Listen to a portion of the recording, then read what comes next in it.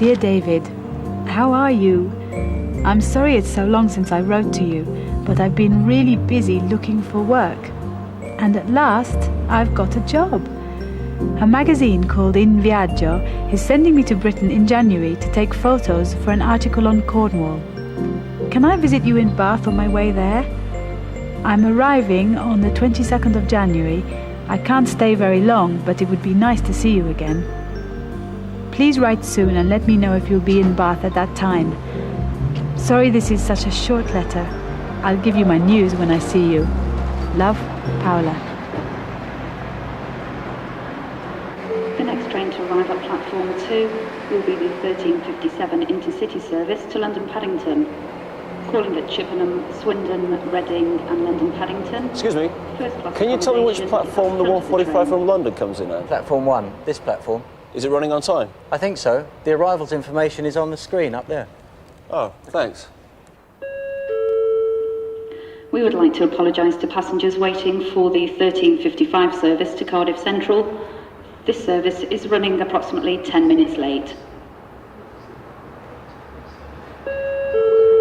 The next train at platform 1 will be the 13:45 intercity service for Bristol Temple Meads only. This is the 12:20 service from London Paddington.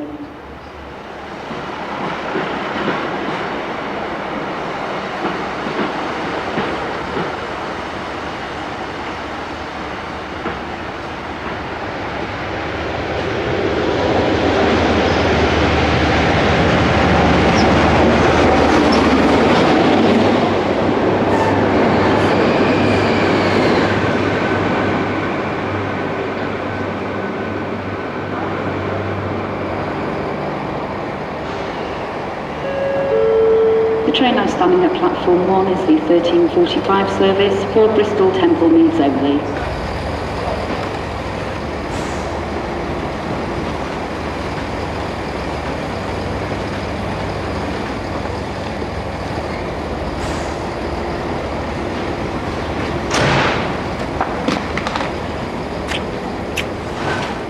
It's great to see you. You looking well? So are you. Oh, roses. How lovely, thank you. Yeah, let me take your case. What have you got in here? It's not that heavy, David.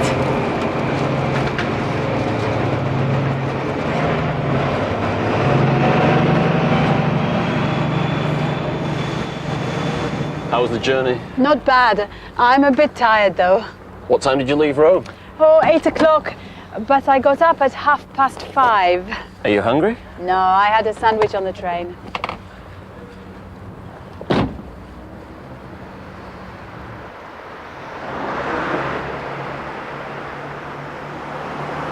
When are you going to Cornwall? Tomorrow. My parents live down there. I was thinking of going to see them at the weekend. Perhaps we could meet up. I could even introduce you to them. Yes, that would be nice. But I've got a lot of work to do. Oh, don't worry, I won't get in your way. Oh, I didn't mean that, just... No, it's okay. Look, if you've got time, we can meet up. If not, well, never mind. I could drive you down to Cornwall if you like. Oh, I'm going to hire a car. The magazine is paying. But thanks anyway.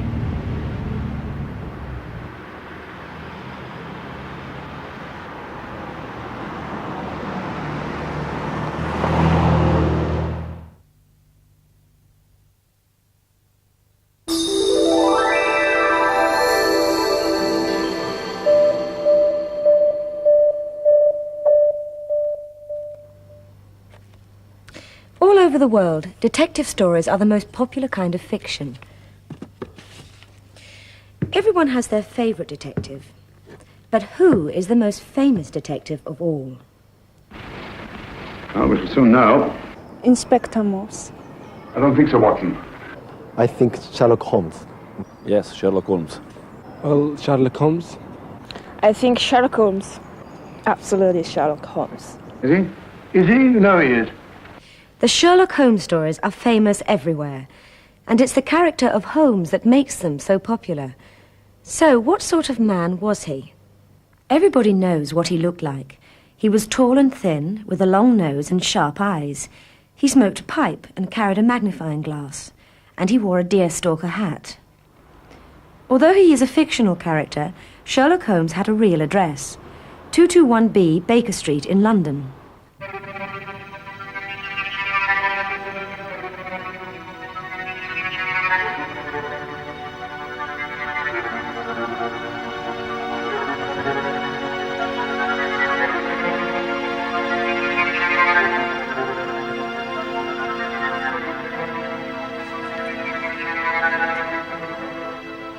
Today, this is the Sherlock Holmes Museum.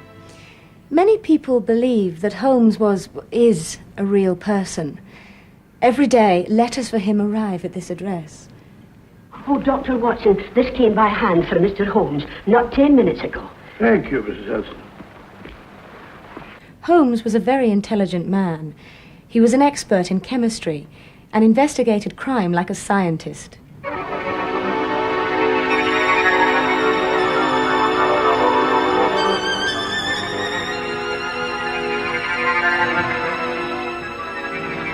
Murder came in through those French windows. The mud from the garden he brought in his boots. That wasn't very difficult, was it? Elementary, my dear fellow. Sherlock Holmes had many other abilities too. He was strong and athletic. He was a good boxer, and he was a master of disguise. He was also a superb violinist. In fact, he was the original Superman.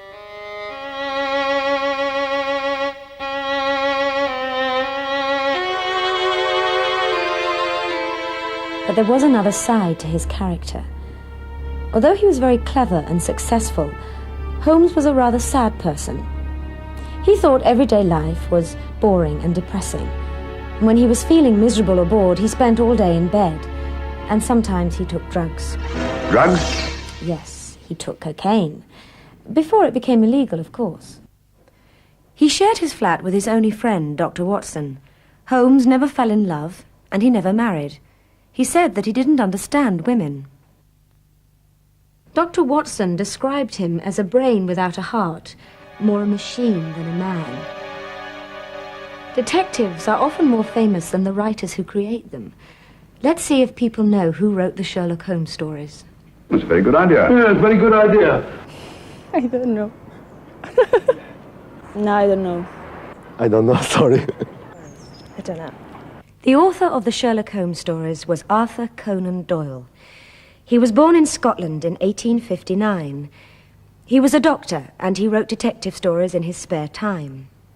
Conan Doyle wrote 26 Sherlock Holmes stories between 1887 and 1895.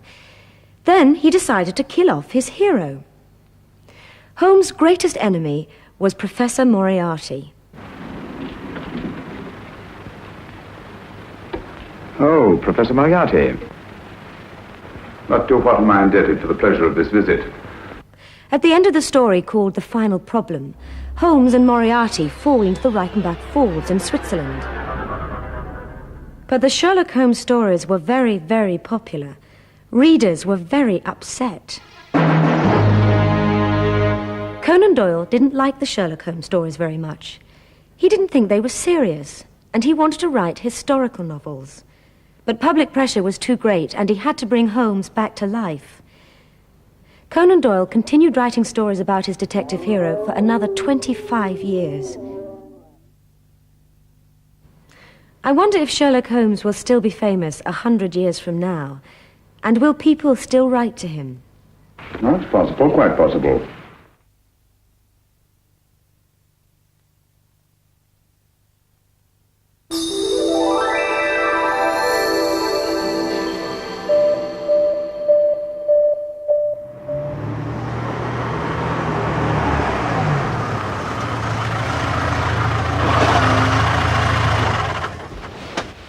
Are you sure you don't want me to drive you down to Cornwall? It's very kind of you, but... I can easily get the time off work. David, I told you. The magazine is paying for the car. It really isn't necessary. Okay. Look, you're coming to Cornwall at the weekend. We'll meet up then, okay? All right. I'm just going to get some petrol. I'll be back in about 5 minutes. Can you manage on your own? Oh, yes, no problem.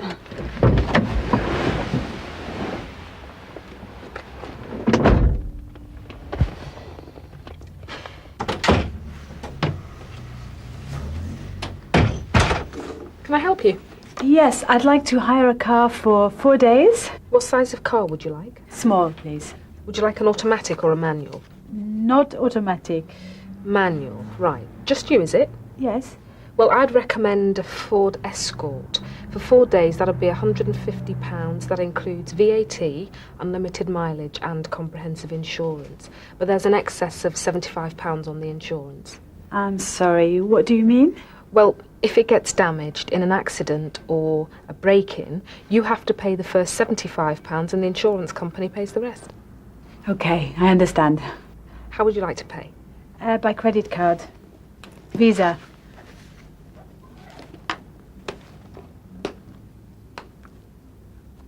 Thank you. I'd like to leave the car at Heathrow Airport, if that's possible. That's no problem, but there's an additional charge of £50. Okay. Could I see your driving licence, please? Thank you. Could you give me a local contact address? Yes, I'm staying at the Old Custom House Hotel, Padstow in Cornwall. Do you know the telephone number? No, I'm afraid I don't. That's okay.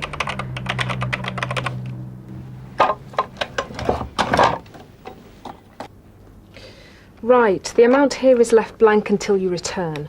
The petrol tank is full when you start. If you return it full, no extra charge is made. Okay, if you could just sign here.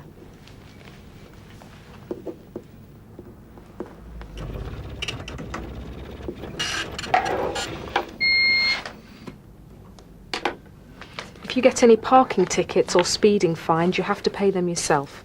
You mustn't take the vehicle outside the UK. If you could just sign here and here.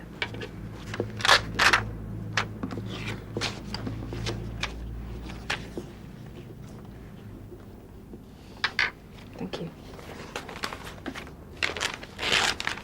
This is your part of the hire agreement. The car's outside. Someone will show you the controls.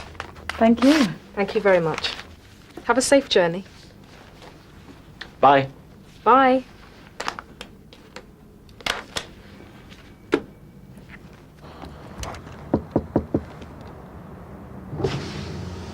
We drive on the left, don't forget. Very funny, David. I'll see you on Saturday. Call me when you get to the hotel. Okay. And thanks for dinner last night. It was lovely. Anytime. Goodbye. Bye. Safe journey.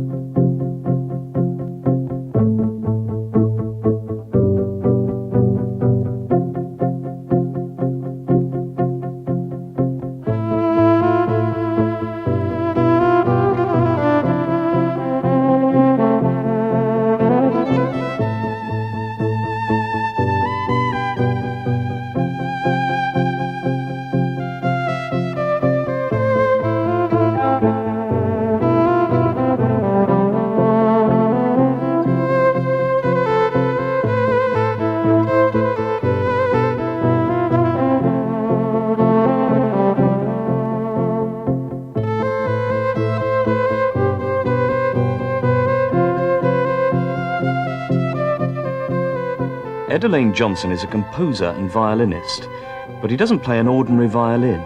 His music sounds like 3 or 4 instruments playing at the same time, but this deep, rich sound is produced by just one instrument, a purple electric violin.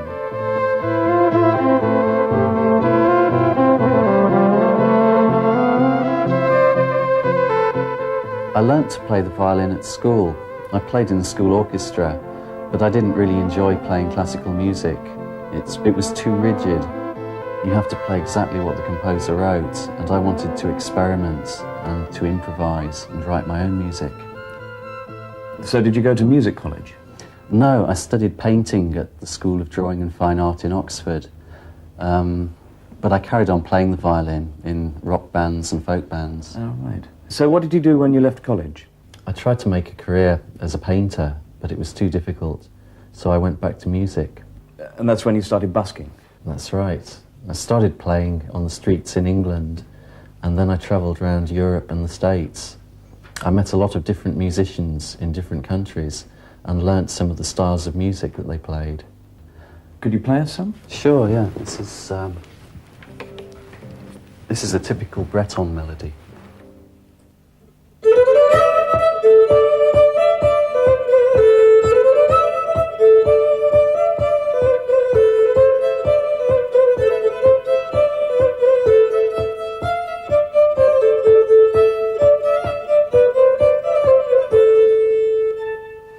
And this is more of a Spanish sound.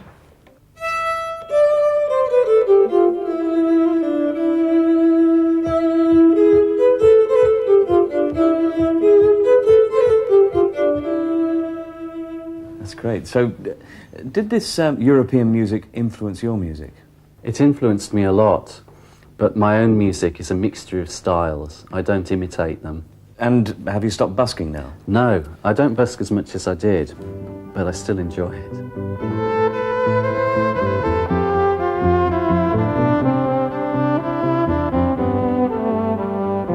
Not many people play electric violin on the street, so people are usually interested. When I write a new tune, I take it out on the street and play it to people. If they stop and listen, I think it must be good, so I develop it into a new piece. If they don't listen, it's back to the drawing board.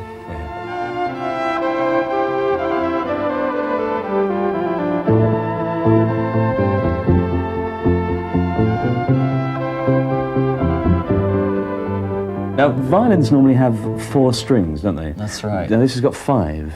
Yes, the top 4 strings are the same as an ordinary violin. The bottom string is the same as the C string on a viola. So this is really a violin and a viola built into one. Where did you get it? I built this one myself. Really? Did it take long? It took longer to design than to build, about 6 months altogether. And why did you paint it purple? Oh, well, this is my first violin. I inherited it from my grandfather. When I got it, it was broken, so I repaired it and painted it purple to make it look nicer.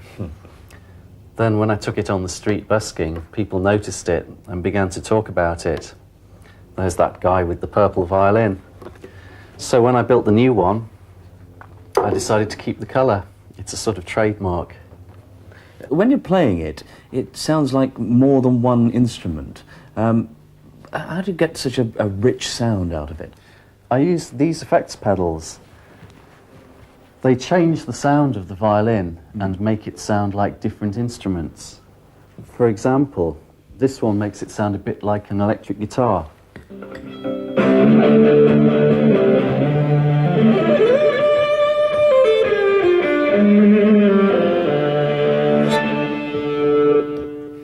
This one makes it sound like a cello or a bass.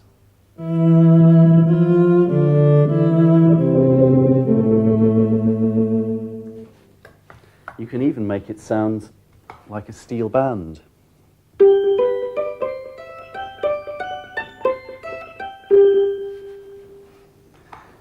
Then I combine all the different sounds using an echo box. What's an echo box?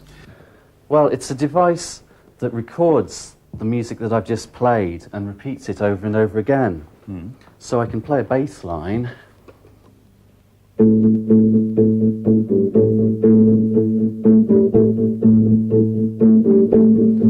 The echo box carries it on while I play another part on top.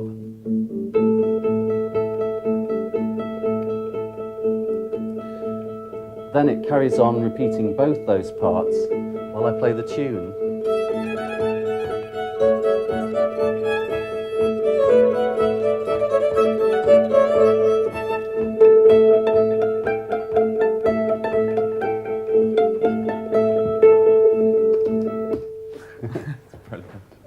So that's all the equipment you need if you're going to play live? That's right. I can use this same equipment on the street or in a big concert. It's a sort of high-tech one-man band. So you've also made a CD, haven't you? That's right. It's called the Purple Electric Violin Concerto, for obvious reasons. It was very cheap to make. Because of the way I work, I can record straight onto digital tape instead of having to use a big recording studio. Digital tapes are sort of high-quality cassette that enables you to make a CD. So you did it all yourself? That's right. Because there isn't a big record company behind it, I was free to record whatever I wanted. So how many copies have you sold? About 30,000 so far. Oh, that's great. What about the future? What are your plans? Well, the first CD's still selling well. At the moment I'm recording a new CD, and I'm going to go back to Europe and give free concerts on the street and in record stores. So you're going to carry on busking? That's right. This music was inspired by the streets. I'd like to take it back to the people who helped me to write it.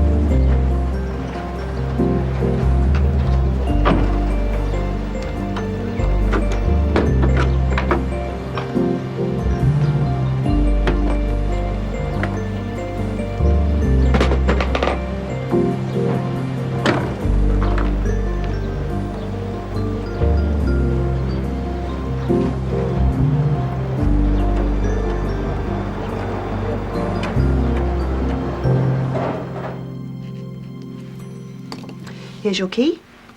We've put you in room 10, that's on the first floor. It has a lovely view of the harbour. Shall I get somebody to help you with your bags? No, thank you. I can manage. Okay.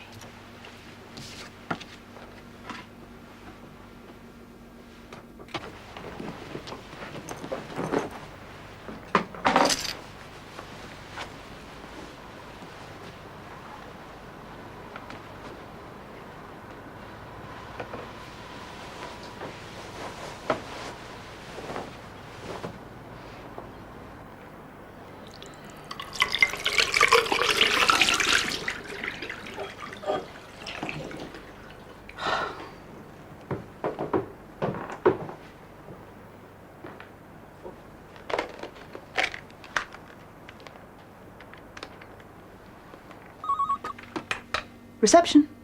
Yes, hello. This is Paola Calvetti in room 10. I'm afraid there aren't any towels in the bathroom. Oh, I'm terribly sorry. I'll bring some up right away.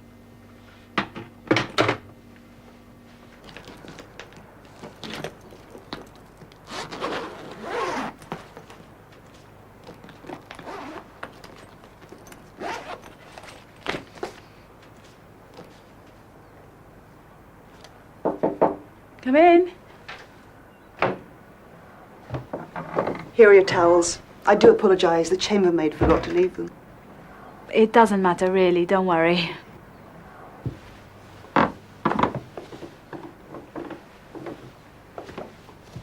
There you are. Is everything else okay? Yes, it's fine. Well, I hope you enjoy your stay. Thank you.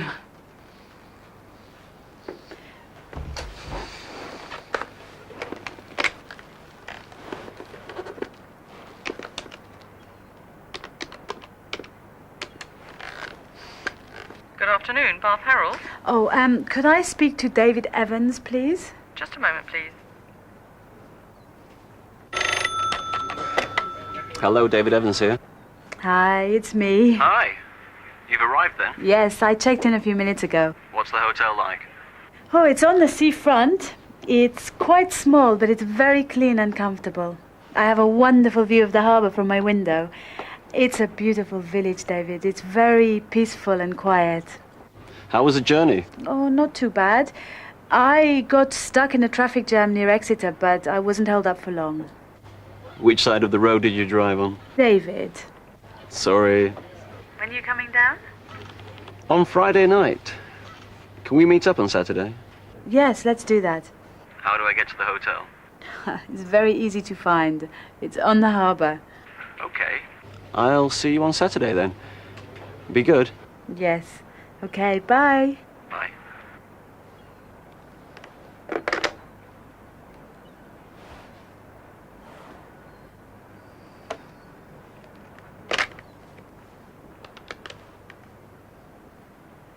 Room service. Yes, could I have a coffee and a tuna sandwich to room 10, please? Certainly, madam. It'll be about 10 minutes. Thank you.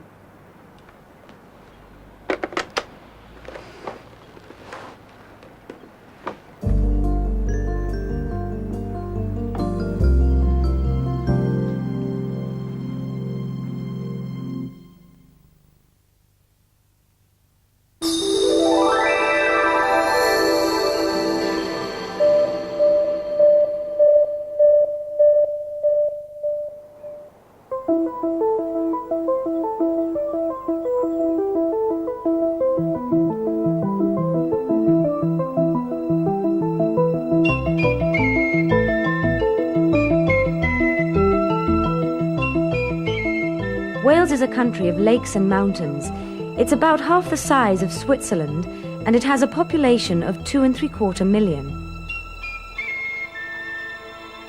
Here in the north is some of the most beautiful scenery in the British Isles. Behind me is Snowdon, Britain's second highest mountain. Wales is not an independent nation. In 1292, the English king, Edward I, invaded Wales and built 14 huge castles to control the Welsh people. His son, Edward, became the first Prince of Wales. Since then, all the kings and queens of England have given their eldest son the title Prince of Wales. I'm sure you know who the latest one is. Here at Carnarvon Castle, Prince Charles became the 21st Prince of Wales. Although the English have ruled Wales for many centuries, Wales still has its own flag, its own culture, and above all, its own language.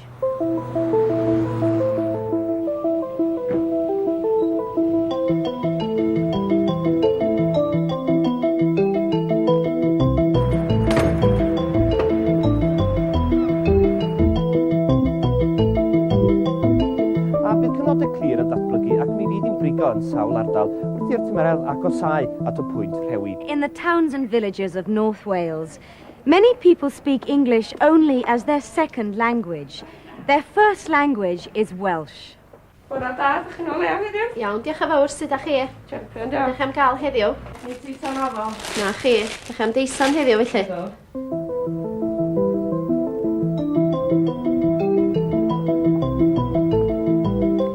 This is Llanberis, a small town at the foot of Snowdon.